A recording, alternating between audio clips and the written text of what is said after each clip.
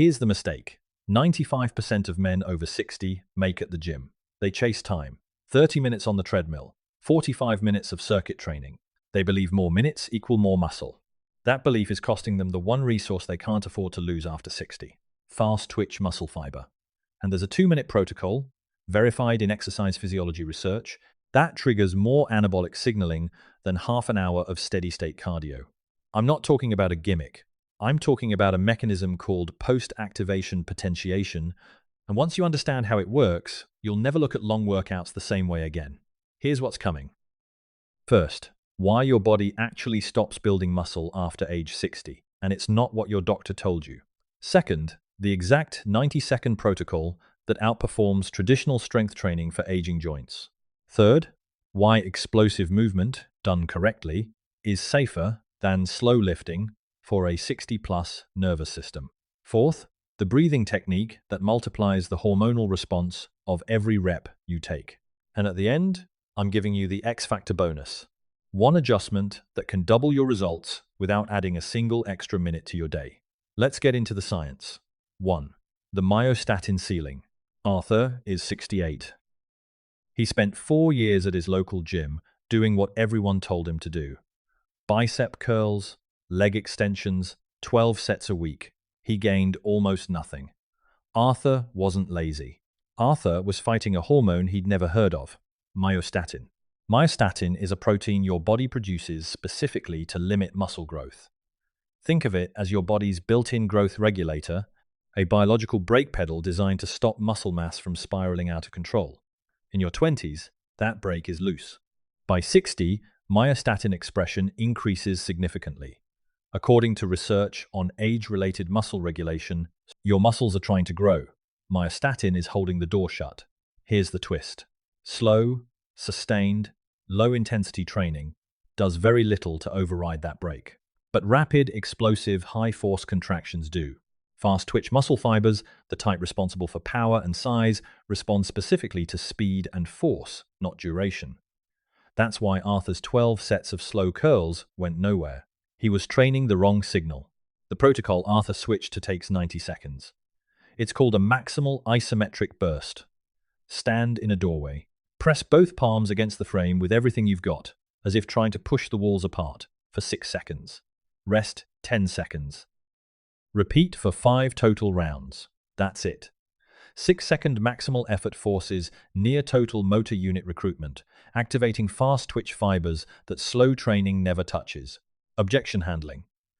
If your first thought is, isn't maximal effort dangerous for a 68-year-old joint? Here's the answer. Isometric contractions involve zero joint movement. There's no impact, no shearing force, no range of motion stress. Your joint stays completely still while your muscle generates force against an immovable object. It's one of the safest ways to produce maximum muscular tension without any mechanical risk. Arthur's orthopedist actually recommended he do more of it. Within 6 weeks, Arthur's grip strength, a documented predictor of overall mortality risk, improved measurably. But grip strength was just the beginning. What happened to his hormones is where this gets interesting. 2. The cortisol trap. Diane's husband, Walter, 71, used to tell her the same thing every night.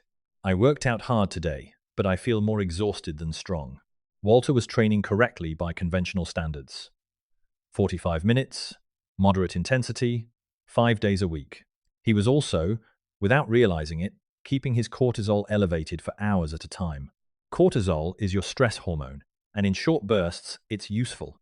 It mobilizes energy. But sustained cortisol elevation, the kind produced by prolonged moderate exercise, actively works against muscle retention. Cortisol promotes protein breakdown and directly competes with testosterone for receptor sites in muscle tissue. Walter wasn't just failing to build muscle. His long workouts were quietly accelerating the very muscle loss he was trying to prevent. Short, explosive, high-intensity efforts produce a completely different hormonal signature. A 90-second to 2-minute burst of maximal effort spikes testosterone and growth hormone without the extended cortisol elevation that comes from 30-plus minutes of sustained activity. You get the anabolic signal without the catabolic tax. The protocol here is the explosive chair stand. Sit at the edge of a sturdy chair. Stand up as fast as you possibly can, driving through your heels, then sit back down with control. Do 6 explosive reps, rest 20 seconds, repeat for 3 rounds. Total time, under 2 minutes. Objection handling. Explosive sounds risky for aging knees. But the risk, in traditional wisdom, got this backwards. It's not speed that damages joints. It's uncontrolled deceleration and poor mechanics. A controlled explosive stand from a chair with a full range of motion and a stable landing actually strengthens the tendons and connective tissue around the knee more effectively than slow, sustained loading because it trains the tissue to absorb force rapidly, exactly the way you need it to when you catch yourself from a stumble. Walter tried it for 3 weeks. His energy after workouts flipped from depleted to sharp. But there's a deeper reason. This small movement was rewiring something much bigger than his legs. 3. The mTOR ignition switch. Frank, 65, retired electrician, described his muscles as asleep. Not injured, not painful. Just unresponsive, as if the signal from his brain wasn't reaching the muscle fiber the way it used to. Frank was describing, almost perfectly, a real physiological phenomenon called anabolic resistance. As men age, muscle tissue becomes less sensitive to the growth signals that used to trigger easy adaptation. The key regulator here is a cellular pathway called mTOR, mechanistic target of rapamycin. Picture mTOR as the ignition switch for muscle protein synthesis. In a body, that switch flips easily. After 60, it takes a stronger, more specific stimulus to trigger it. Here's what activates mTOR most reliably. Mechanical tension combined with metabolic stress, delivered in a short, intense window. Long, low-intensity movement barely nudges this switch. A brief period of high muscular tension slams it on. The protocol, the wall sit ignition. Lower into a wall sit with your thighs parallel to the ground. Hold for 30 seconds, focusing on maximum muscular tension throughout your quads and glutes. Rest 15 seconds. Repeat 3 times. 90 seconds of actual work. Objection handling. Sustained holds can sound intimidating if you're worried about blood pressure spikes or joint compression. But a 30-second wall sit at a moderate wall angle keeps joint stress minimal because there's no dynamic loading, no impact, and you control the intensity by adjusting your knee angle. Men with mild knee arthritis often tolerate wall sits better than walking on stairs because the joint stays in one static, supported position. Frank noticed something after 2 weeks that surprised him more than strength gains. His muscles didn't feel asleep anymore. They felt like they were listening again. And that listening effect connects directly to the final piece of this puzzle: how your nervous system, not just your muscles, determines how fast you age. 4. The neural efficiency code. Robert, 69, was a former college wrestler. He told Marcus something Marcus never forgot. "I'm not weaker than I was at 30. I'm just slower to recruit the strength I still have." Robert had unknowingly diagnosed a real phenomenon called reduced motor unit recruitment.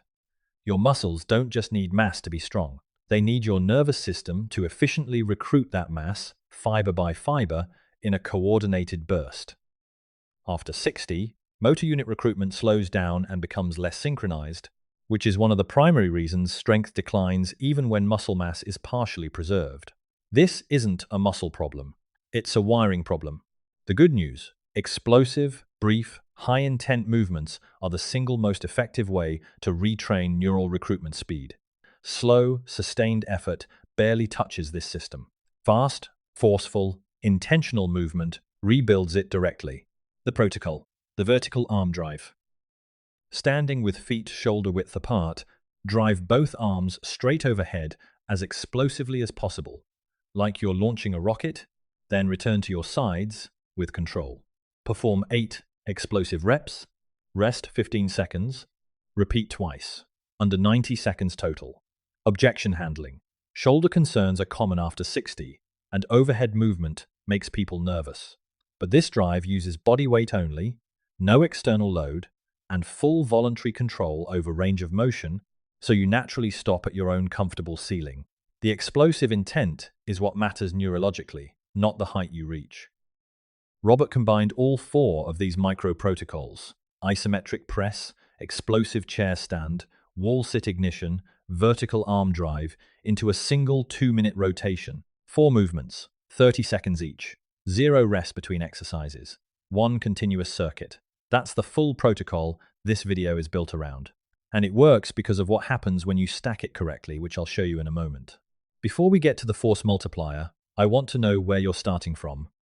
Type your current biggest obstacle in the comments right now. Is it your knees? Your energy after workouts? Or simply not knowing if what you're doing is actually working? I read every comment, and your answer helps me build the next video around what's actually holding you back. Here's the one habit that can double the effectiveness of everything you just learned, and it costs you nothing extra. Breathe out forcefully during the peak effort of every single rep. Not a normal exhale, a sharp, controlled exhale through pursed lips exactly at the moment of maximum tension. This matters because forceful exhalation activates your diaphragm and intra-abdominal pressure system, which stabilizes your spine and allows your nervous system to recruit a higher percentage of available muscle fibers during peak effort. Without it, your body unconsciously holds back, protecting itself from a spine it perceives as unstable. With it, you unlock strength your body was withholding the entire time. Add this single breathing pattern to any of the 4 protocols above, and you're not just doing the exercise, you're doing the exercise at full biological capacity. If you made it this far, you're not like most men your age. Most men scroll past this. Most men assume decline after 60 is inevitable. You just spent the last few minutes learning the actual mechanisms your body uses to build strength, and that puts you in a different category entirely. Call it the top 5% elite, the men who don't guess. The men who understand the why before they commit to the how. Try this 2-minute protocol tomorrow morning, before coffee, before anything else. 4 movements, 30 seconds each, 2 minutes total. Then come back and tell me how your body responds.